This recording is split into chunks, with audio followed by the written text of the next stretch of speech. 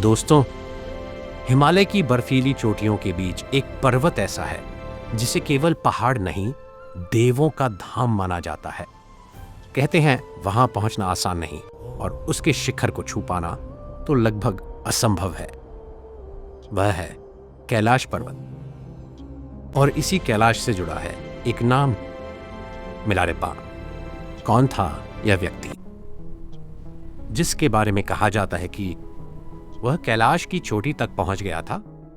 क्या यह सच है या फिर यह केवल एक आध्यात्मिक कथा है? आज की कहानी इतिहास, तपस्या और आध्यात्मिक शक्ति की ऐसी यात्रा है जो आपको भीतर तक हिला देगी।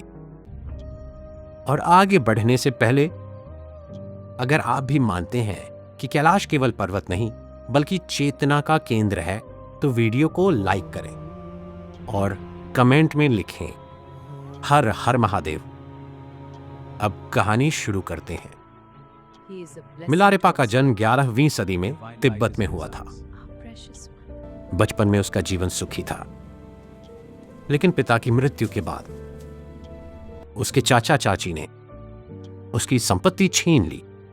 मां और बहन के साथ उसका जीवन दुखों से भर गया। मां के मन में बदले की आग थी। उन्होंने मिलारेपा को तंत्र मंत्र सीखने भेजा ताकि वह अपने दुश्मनों से बदला ले सके। मिलारेपा ने काले जादू की विद्या सीखी और कहते हैं कि उसने अपने ही रिश्तेदारों के घर पर ऐसा प्रहार किया कि कई लोग मारे गए। लेकिन बदले के बाद उसके भीतर शांति नहीं आई, बल्कि अपराध बोध ने उसे तोड़ दिया। उसी अपराध बोध ने उसे आध्यात्मिक मार्ग की ओर मोड़ दिया। वह एक महान गुरु मारपा के पास पहुंचा। मारपा ने उसे तुरंत स्वीकार नहीं किया। उन्होंने उसे कठोर परीक्षाओं से गुजारा। कभी पत्थरों से घर बनवाया, फिर उसे तुड़वा दिया, फिर दोबारा बनवाया। यह सब उसके अहंकार को तोड़ने के लिए था। वर्षों की तपस्या के बाद मिलारेपा ने गहन ध्यान साधना की।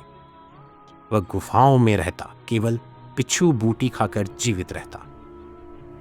कहते हैं उसके शरीर का रंग हरा पड़ गया था, क्योंकि वह केवल जड़ी बूटियां खाता था।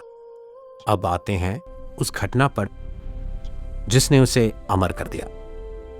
तिब्बती परंपरा में एक कथा प्रसिद्ध है कि मिलारेपा और एक अन्य सिद्ध, नरोबोंचुंग, के बीच आध्यात्मिक शक्ति की प्रतियोगिता हुई। दोनों ने तय किया कि जो पहले कैलाश पर्वत की चोटी पर पहुंचेगा वही श्रेष्ठ सिद्ध माना जाएगा। नरोबोंचुंग ने तांत्रिक शक्तियों का उपयोग किया। वह ढोल पर बैठकर आकाश मार्ग से उड़ने लगा, लेकिन मिलारेपा ने कोई दिखावा नहीं किया। कथा के अनुसार वह सूर्य की किरण पर बैठकर सीधे कैलाश की चोटी तक पहुंच गया। जब लोग नीचे से देख रहे थे तो उन्हें लगा जैसे कोई प्रकाश शिखर पर उतर गया हो। नरोबोंचुंग पराजित हुआ और तब से कहा जाता है कि कैलाश पर मानव रूप में केवल मिलारेपा ही पहुंचा। अब प्रश्न उठता है, क्या यह सच है? इतिहासकारों के पास इस घटना का भौतिक प्रमाण नहीं है, लेकिन तिब्बती बौद्ध परंपरा में मिलारेपा को महान योगी और सिद्ध पुरुष माना जाता है। उनकी रचनाओं के भजन आज भी तिब्बत में गाए जाते हैं। अब एक गहरी बात समझिए, कैलाश केवल भौतिक पर्वत नहीं, वह चेतना का प्रतीक है। उसकी चोटी तक पहुंचना केवल शरीर से नहीं, मन और आत्मा से संभव माना गया है। तो क्या मिलारेपा सच में चढ़े थे या उन्होंने अपने भीतर के कैलाश को जीत लिया था? शायद सच्चाई इन दोनों के बीच है, क्योंकि जिस व्यक्ति ने अपराध से पश्चाताप तक, अहंकार से तपस्या तक और अंधकार से प्रकाश तक की यात्रा की हो, उसके लिए पर्वत भी छोटा हो जाता है। दोस्तों, इस कहानी की सबसे बड़ी सीख यही है पाप से भी पुण्य की ओर लौटा जा सकता है। कठोर तपस्या से मन बदला जा सकता है और असली विजय बाहरी नहीं भीतर की होती है। कैलाश पर चढ़ना शायद कठिन है, लेकिन अपने भीतर के अहंकार को जीतना उससे भी कठिन है।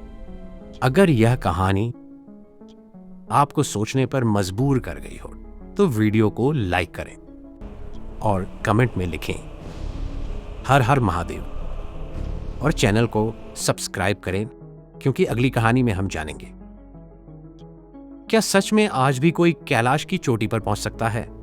हर हर महादेव।